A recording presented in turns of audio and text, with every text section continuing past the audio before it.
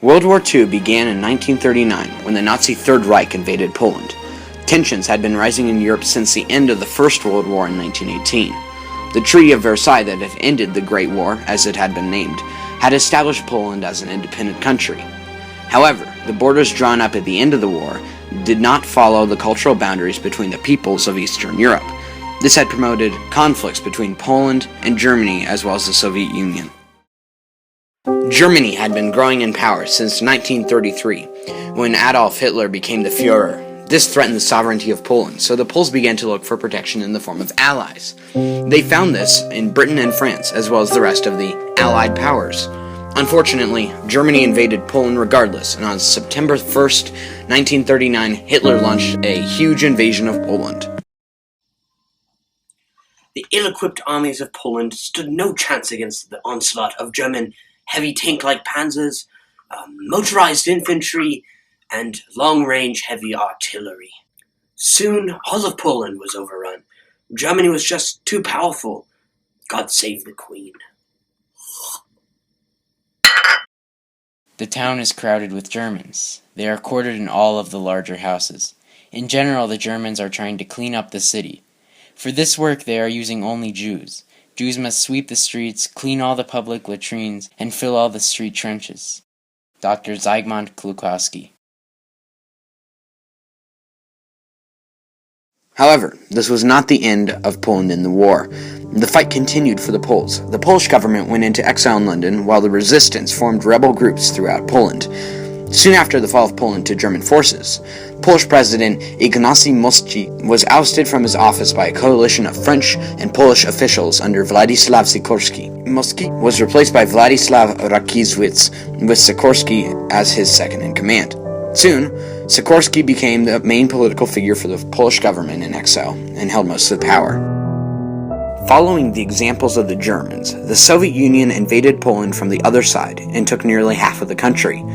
After the war, the Soviets would claim that they did it to protect Poland from the Germans, although the Soviets committed similar atrocities to what the Nazis did. Matrosia Krabros razались во время войны. Только тогда, когда поляки были готовы сделали любить их всех.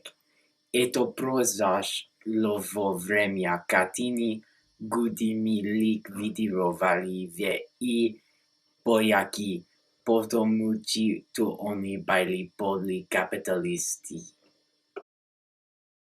Following the defeat of Poland, the government fled into exile in London. They stayed there until the end of the war. The Polish were treated horribly by both the Germans and Russians.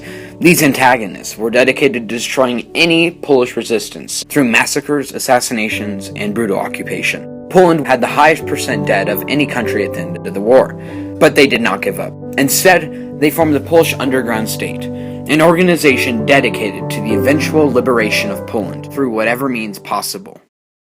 The German occupation became even worse for the Poles when the Nazis introduced atrocious death camps as part of the Holocaust. These people were put into death camps such as Auschwitz as part of Hitler's infamous final solution. The Jews were also forced into ghettos, where they were put on hold before going to extermination camps. Polish president in exile Władysław Rakiewicz wrote to the Pope begging him to help the Jews in any way possible, but the Pope stayed silent. Jewish diarist Abraham Lewin said in January 1943, soon before he was killed, The action still continuing at full strength. People being rounded up, victims on Smazka Street. People were dragged from the trams and shot. 100 dead. Huge numbers of dead at Orgudalva Street. The remaining occupants were taken out. No notice was taken of their papers. How high will the numbers of deported become? However, the Poles did not give up. They formed organizations like the ZAW and Zgoda, who attempted to provide relief for Jews throughout Poland. In 1940, Witold Pilecki, a member of the Polish resistance, proposed a mission to ZAW. This mission would have Pilecki infiltrate Auschwitz, gather intelligence, and organize uprisings against the German oppressors. Pilecki is the only known person to have volunteered being imprisoned at Auschwitz. He then planned for breakout attempts against the Germans, hoping for the help of the Allies, but no help ever came. The camp rebelled anyway, but in vain. When the Nazis found out about Zau, they responded with sending the German secret police, the Gestapo, to hunt down members. Many Zau workers were killed, but Pilecki survived the war, only to be arrested and executed in 1947 by the communist Polish government for so-called forging documents, illegally crossing the border, and smuggling guns. This is unproven to this day. In early 1940, a group of students in the Soviet-occupied town of Kazortkau rebelled. The uprising lasted for only 2 days and ended with a defeat for the students, with many being killed. It was the first large-scale uprising of the war. In 1942, the Nazis pushed Poles out of the Zamość region in Poland to make room for the German settlers. This resulted in the massive Zamość uprising, which lasted for 2 years. Throughout the entire 2 years, the Polish Resistance Army defended this region. The Germans continually attacked, inflicting terrible casualties, but luckily they had to retreat. This is because the Soviets were attacking them. This didn't make it much better for the Poles anyway. Damn Soviets.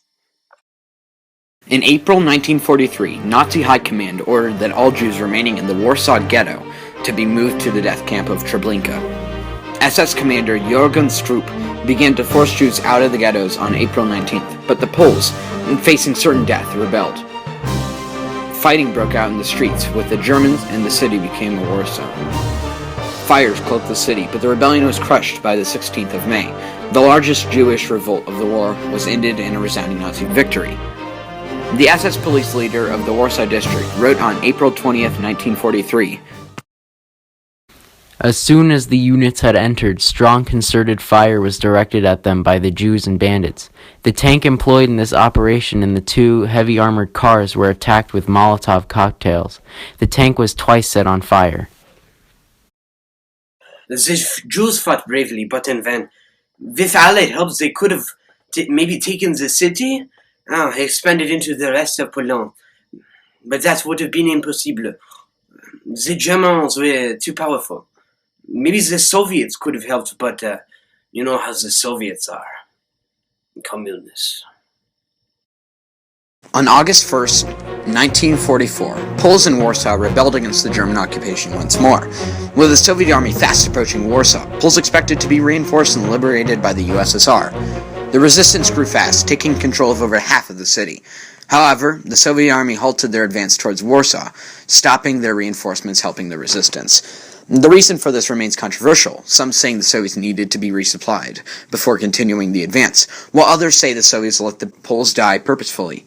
The second answer seems more likely, because Stalin wanted to put a communist government in place after the war anyway. The failure of the Soviets to maintain their offensive and come to our assistance was ominous. Even Soviet planes had vanished from the airspace over the city. True, none of us considered the Bolsheviks to be our friends, but they were allies of our allies, and common sense seemed to indicate that political differences should not prevent them from taking advantage of the bridgehead we had created on the west bank of Vistula. Bill Biega, Polish combatant, August 13th, 1944.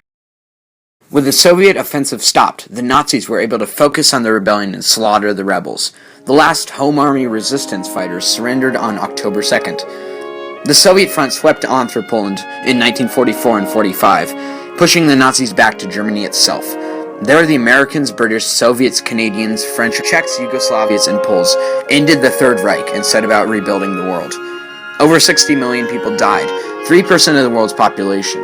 Poland lost 6 million people, 17% of their population, the highest death as a percent of the population of any country during the war. But they pulled through to victory. After the war, they became communists, despite the popularity of democracy in the people. The fight continued, and today they've become a strong democratic power in Eastern Europe.